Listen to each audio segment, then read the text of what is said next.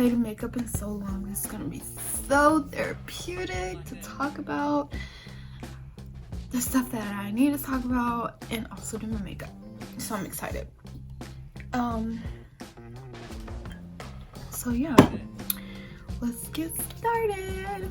And today I'll be rushing a makeup look to tell you a little bit about my life-threatening blood disease. Just kidding. My life is not that threatened, but yeah, it's serious. So all right, so this video is gonna be about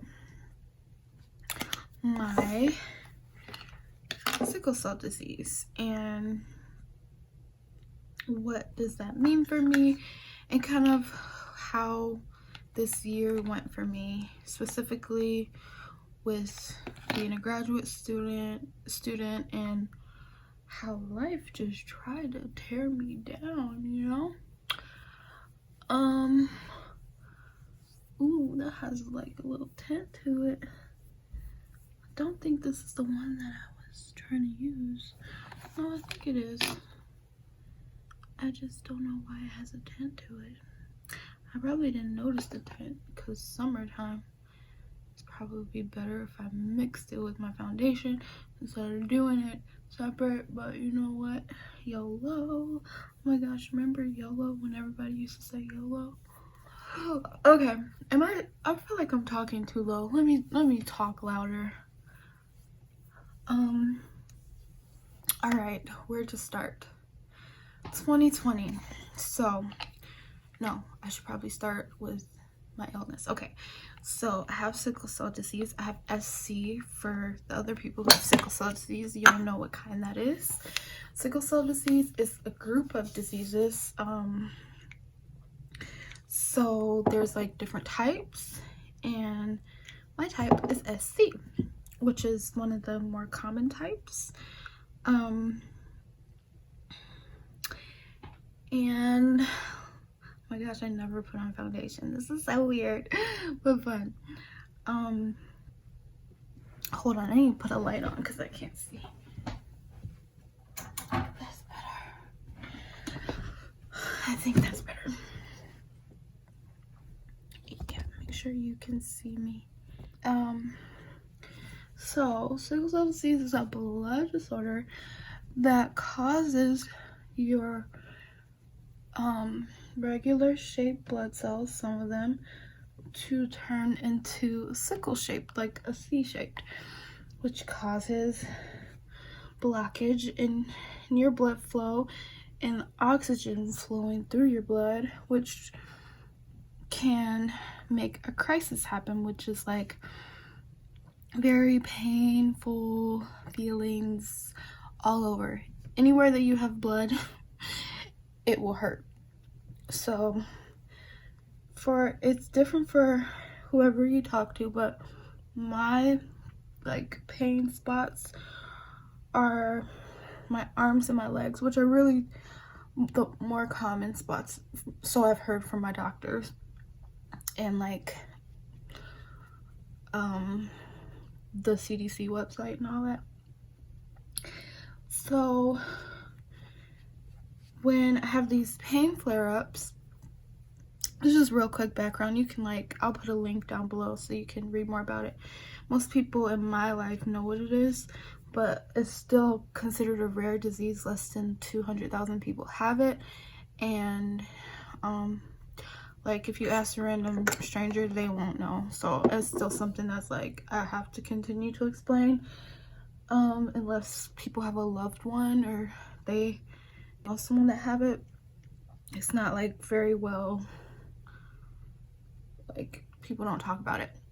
So where was I going? Yeah, so the disease not only causes like flare-ups of pain, it's considered a chronic illness. So you think about other chronic illnesses like fibromyalgia,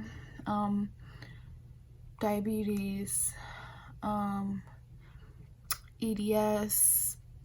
There's a lot of different illnesses out there, chronic illnesses where you have chronic pain. So not only does the illness affect you day to day, not only does the illness have like flare-ups, or what we call in sickle cell community crisis, you have daily effects like your energy, fatigue, body pain, depression. Like there's a bunch of other stuff that comes with it on a day-to-day, even when you don't have a flare-up. So that's kind of like what a chronic illness is and how I would describe sickle cell real quick. And yeah, I'm just letting my hair free flow. My mom was supposed to come over and retwist my hair. I think I'm like budding a little bit, but yeah, if you don't know, I started my lock journey and I'm just letting my hair do whatever it wants to do. Okay, so now I explained the disease. The disease, I don't know if I want to get too in depth with how it makes you feel every day, but like it can just be a bummer, let's say that. Okay, it can be horrible. I'm on a lot of medications daily. Most people with sickle cell have daily meds, have strong pain medications. There's a lot of stigma. The disease is mostly in people of African descent.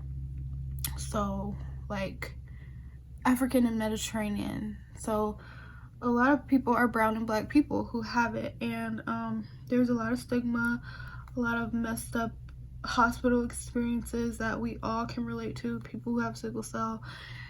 And it definitely takes a toll on you mentally, physically, when you have to go to the hospital, you have to deal with ignorant doctors, nurses, have your blood drawn every day, your veins stop working because they're so like they've been poked so many times. And for me, the reason I wanted to make this video is because 2020 has been the worst year of my life when it comes to sickle cell, other than when I was like younger and dealing with like really bad infections and stuff.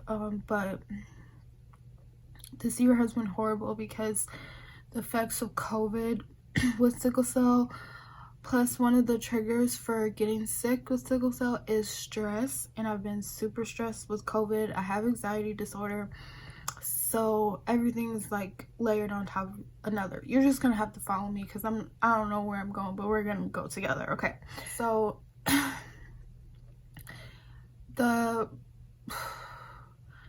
basically this year has been the worst for my like fatigue. Oh, let me make sure this is recording. Yeah, okay.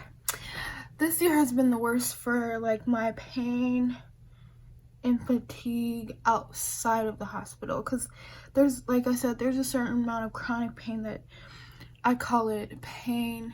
So sickle cell pain is what I consider a crisis, but then I call pain from sickle cell, which is the chronic pain, the tiredness, body aches and pain, being uncomfortable, all of that. So my pain from sickle cell has been the worst this year and since March, and I truly believe because of stress, number one, and because of the difference in routine, the difference in sleep. I'm not like walking on campus anymore, going to class, not getting a lot of movement, and just stressing really. So like this year I've had pain every single day and have had to take pain meds like more than I've ever had to, and it's been pretty overwhelming, along with having pain every day and taking my meds way more often. I have been hospitalized. I won't say that, so the frequency has not been more than normal, because like I've had years in like in undergrad and before undergrad, like high school, and where I was like in the hospital every month, literally admitted. But I've been admitted in the hospital often this year, and the stays have been longer. So the last 3 times, let me see if I can count. I think this year, since March, I've been admitted probably 6 times, or 6 or 7 times, and the hospital stays have been a week or longer. Usually that's not the case. Usually it would be like 3 to 4 days, and then my crisis will calm down, my pain will be managed. But for some reason, the pain has been harder to manage, and I got this palette for Christmas. My honey bought it for me, so I'm using the Modern Renaissance palette. This is like the only name brand palette that I own, other than my Tarte ones. And because I do not be spending money on makeup, y'all. I'll go to the dollar store, Walmart. I'm very much a drugstore makeup kind of person. If you haven't noticed, all of this like Wet n Wild, Fit Me, NYX, Milani. But yeah, this is what I wanted for Christmas, and babe came through. I'm probably gonna go real basic and just do some orange with a little shimmer. But ooh, pretty. This is my first time playing with it since Christmas. It's like January 8th. Because I haven't been going anywhere. I'm still not going anywhere today, but I just really wanted to play with it. So where was I? So I've been hospitalized. It's been rough. Like, it was almost 2 weeks last time. So the last time that I was hospitalized, I went on Thanksgiving night around 10. I stayed for about a week and then got out, came home for a couple days. My pain was not managed, was not taken care of. I left too early because I was pushing the doctors. I really wanted to go home, and I guess they got tired of me pushing it. I don't know, but it was looking like things were okay. And I went home and I had to come right back. I came right back a couple days later, and I stayed all the way like for 2 weeks, a little over 2 weeks, like a week before Christmas. And that was just the worst. I was so uncomfortable. I was in so much pain. It took forever for them to control it, and I got into it with the nurses. It was some rude and disrespectful nurses. I could give some freaking story times on these nurses and doctors who are just racist, prejudiced, rude human beings. You know they be trying to kill black women in there. I'm not even playing. So I try to get out as soon as I can. But anyways, okay. So the reason why 2020 has been so hard is because that hospital stay just took it over the edge. Like, when I got home, it took 2 weeks to recover. I just felt horrible. I got into a depression.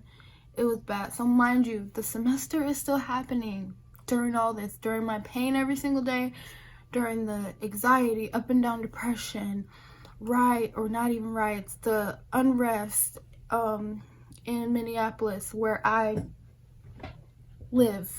I live in St. Paul, but it's 5 minutes away from Minneapolis. What else happened? The freaking election. Now, just, 2020, you know what happened this year. It was horrible. So, or this past year is 2021 now, praise God. I'm gonna put a little bit of pink. I'm kind of scared, but just in the corners, make it a little sultry vibes. Ooh, that's pretty. Ooh. I always go for oranges and pinks. I'm so predictable. but I love it. So then, yeah, what happened? Basically, it was a mess up year. And then, okay, let's rewind to the fall semester, starting in September.